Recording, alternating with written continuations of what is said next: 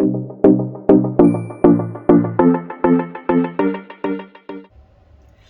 back to Kim's Cozy Corner. I'm Kim. Thank you for joining me today. I have a question for you. What part are you going to play in the next generation that comes behind us? Think about it. What part will you play? As I think about this and I describe myself and I think about who I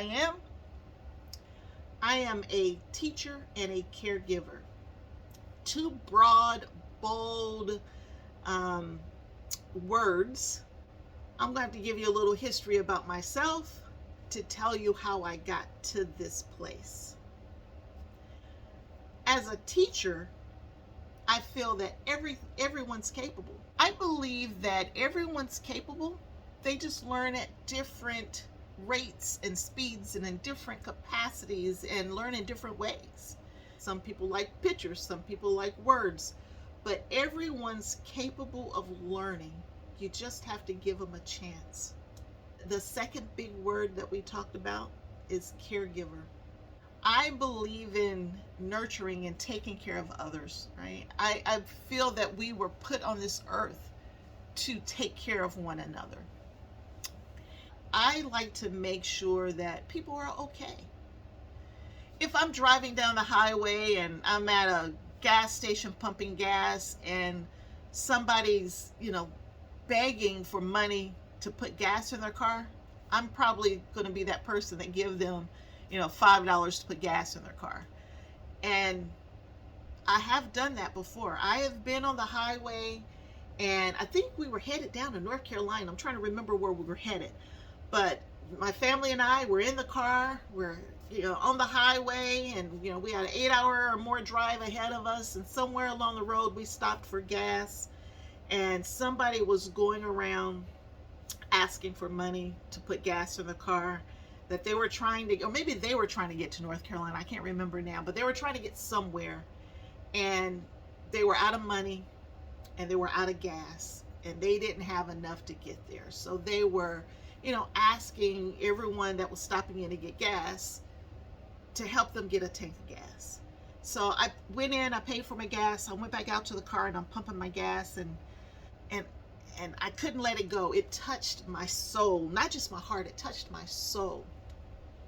So I went back into the store to finish, wrapping up my transaction and everything. And on my way in, I told them to pull their car up to the gas tank. And I filled their tank up. I gave them a tank of gas. Based on where they were going, that's all they needed was one tank of gas. As I came back out and I get in the car, I realized that this young lady had her grandparents in the car with her, right? I mean, older, elderly grandparents were in the car with her, and she was trying to get them somewhere. It was super important. I don't even remember the where now, but it touched my soul. And so when things like that touch my soul, I have to respond, or I can't let it go. Same thing, like if I'm in the grocery store and someone is, asking for a couple dollars to help pay for the groceries, right? I can't walk away from it. I just can't walk away from those type things. It's different for someone to ask for money, right? Because who knows what you're going to do with the money. But they're asking for those very specific things that's going to get them to that next step of whatever their journey might be. Those are the things that touch my heart, and I just can't let those things go. So, yep, if somebody's in the grocery store and they got a bag of, bread and some peanut butter and jelly, and they're asking for some money to help pay for those groceries, most likely I'm going to tell them to get in line with me, and I'm going to pay for those groceries for them. Just can't walk away from that. So that touches my soul. It's part of who I am. So who am I? I am a teacher and I am a caregiver.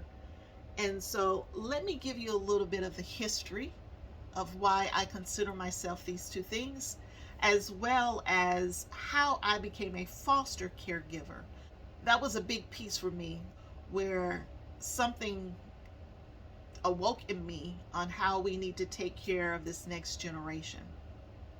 So I'm going to tell you a little story about my history and how I grew up, and the way I was raised and how I got to the point where I am today. Maybe it'll make you think about how you can help encourage and bring about the next generation behind us. If I go back to how I was raised, like I said, I was raised with my grandparents, and living with my grandparents, there was always somebody they were helping, whether they were cooking for someone, providing, food, or just a car ride to the store. They were always taking care of others. And it didn't have to be family members. So living with my grandparents, there was always someone else in our home, whether it was a family friend, a relative, stranger to me, but maybe somebody they know. But there was always someone else in our home that they were taking care of. They considered themselves caregivers. And long before I was born, they used to be foster parents as well. And so as a foster parent, they raised their 6 children, and alongside their 6 children were the foster kiddos as well. So my mom grew up with foster kids in addition to her biological sisters and brothers. And so that's what I grew up with. We took care of everybody. It didn't matter if you were a blood relative or not. If you were in need and we had it, we were going to help you. And that's how I was raised. And I think that has a lot to do with where I was raised as well. But with that being said, once I became an adult, I was like, man, I don't know if this is going to be possible for me. I wanted a large family, and I wanted to take care of people, but I wasn't married, and didn't believe in having a whole bunch of kids and not being married. And so I just didn't think that was in the cards for me. And my mother lives with me, so I'm like, okay, I have my mother taking care of somebody.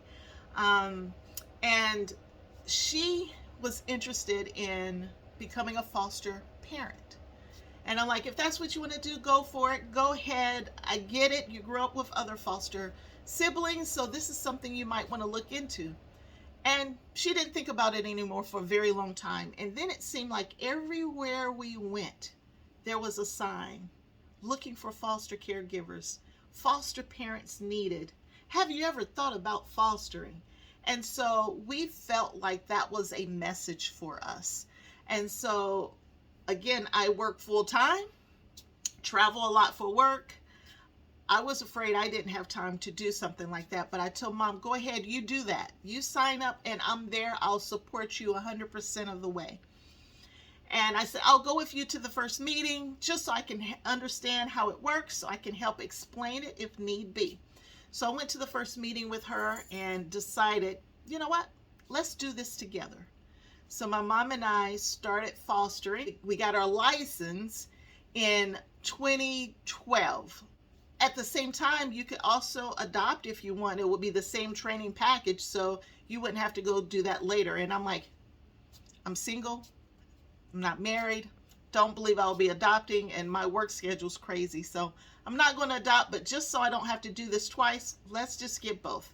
So we got our license, and we became, if we wanted to adopt, we could do so because we had all of the right credentials to do that.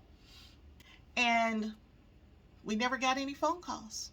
No one ever called us to say, hey, we have some kiddos that need a home. One of the other things that we had to do was put down, if you were willing to take children who had medical issues or not. And we put down, we didn't want medically fragile children. Especially with my travel schedule and my mom being older, we were afraid that just wasn't going to be a good fit for us. But again, no phone calls, no nothing. We never heard anything. And my mom and I were sitting around one Valentine's evening. And so February 14th of 2013, we're sitting around complaining. Like, I didn't get any flowers for Valentine's Day. Did you get any? No, I didn't get any either, huh? We're not getting anything for Valentine's Day. And so just joking around, playing, I'm like, I'll buy my own candy. I don't need anybody to buy me candy and flowers. I'll buy my own. But the phone rung. And we picked up the phone, and it was Children's Services, or CPS, depending on where you live, saying, hey, we have a child that needs a home. I'm like, we're in. We'll take the child. We're good. We're ready. Yes, bring them. And I was like, do you want to know if it's a girl or a boy? I'm like, oh, is it a girl? Is it a boy? What is it?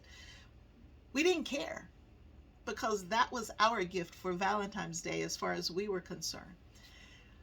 And then they told us, the child has some medical issues. Are you sure you want to do this? And we said, absolutely. We didn't think twice about it. And they said, well, we're going to need you to come down to the NICU, because the baby was actually in the critical care unit, for babies. It was a 3-day-old baby. And sure, we're on our way. So when we got there, we found out that this child was medically fragile. Remember, we said no medically fragile children. So much we didn't know or understand. But we get there and found out that we were the 20th family that had been called for this baby. And no one either had room or was willing to take on this child who had all of the medical issues. And we didn't even think twice, because this was our Valentine's Day gift. And sure enough, we got a child who had heart issues. Valentine's Day, right? What else can you ask for? That needed a lot of care and a lot of love, basically. And so that was the first child we brought home. I said I would never adopt. 1 year to the day, on February 14th of the very next year, she became my daughter. And so now I have this age gap of, an older teenager and this newborn baby. But I adopted her. I never looked back. And so she's 9 now. And she's had many, many medical issues along the way. With those medical issues she had early in life, has created some long-term issues that we'll be dealing with for the rest of her life. But that's okay. And I've learned so much. I've learned so much about the school systems, how you get advocates to help you in the school systems. I understand the adoption process, at least in Ohio, and how that works here. And so understanding all the different resources that are out there for families has been a lot of work, and I've learned so much. And I've helped other families here in this area as well, try to understand and go through some of the systems to understand how it works and how you can get help and support if needed. She's 9, she'll be 10 this year, and she's on the autism spectrum, and so she has her good days, she has her bad days, she has her quirks. She's just an amazing child. But so that was my very first placement. So I adopted my very first placement. I wasn't supposed to adopt any children at all. I wasn't supposed to have any medically fragile children, and that was my very first placement. 9 years later, so we retired a year ago, February, we retired. And about between 55 and 60 children came through our home in that time period. And I got to see where there's so much need, right? There are so many kiddos out there that just need a loving home. There's so many kiddos out there that are oblivious to what's available to them and what they can be, that they don't have to stay in that environment for the rest of their lives. If they want to do more, they can. I had one kiddo who, when I was bringing her home, and I knew I wasn't gonna have time for dinner or anything like that, so I just stopped at McDonald's, and I'm like, hey, we're just gonna have to eat McDonald's today. And I asked, what did she want? And she says to me, we don't have to share a sandwich. I can get what I want. And it almost brought me to tears. That there's just so much out here that a lot of our kiddos have no clue, right? They haven't seen anything but this teeny little small cell. And so that's when I found my niche, right? I found out how I can be that caregiver without having to give birth to a whole bunch of children. I'm too old for that now. But I found my niche of how I can continue to help others and showing our kiddos that there are other options, there are other ways of being successful. And like, if you want to work at McDonald's, absolutely go work at McDonald's and be the best McDonald's employee or you can be. There's nothing wrong with that. And that's what I wanted to make sure that the kiddos understood that came through my home. But there's just so many different ways to look at success. There's so many different ways to be a teacher. There's so many different ways to be a caregiver. 9 years later, between 55 and 60 kids have come through my home. I've adopted 2. So I have a 7-year-old and I have a 9-year-old, and my biological daughter is 26. Big gap. Big gap in age ranges there. I'm able to show these 2 young girls the world that they wouldn't have been able to see in any other way. The way they see the world is very different than my biological daughter saw it 26 years ago. Just to see them to get excited over digging up a potato, my 26-year-old daughter wouldn't even put her hands in the dirt. She looked at the tomato plant. She watched me plant the tomato plant, and she was done with it. But these 2 little ones, they play in the dirt and they want to plant the seeds and they want to help harvest. And they're learning something that they wouldn't have seen in the state that they were in before they became mine. So this video is about who I am and how I describe myself.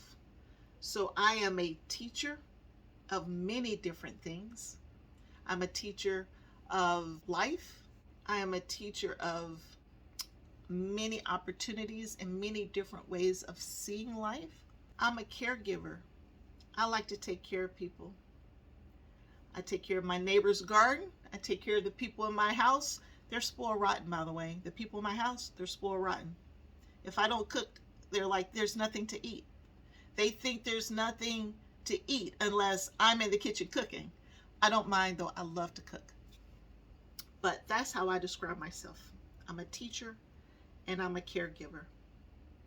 If you are interested in fostering children, please go online. There are many different websites out there. Google children's services and for where you live to understand how to get involved in fostering.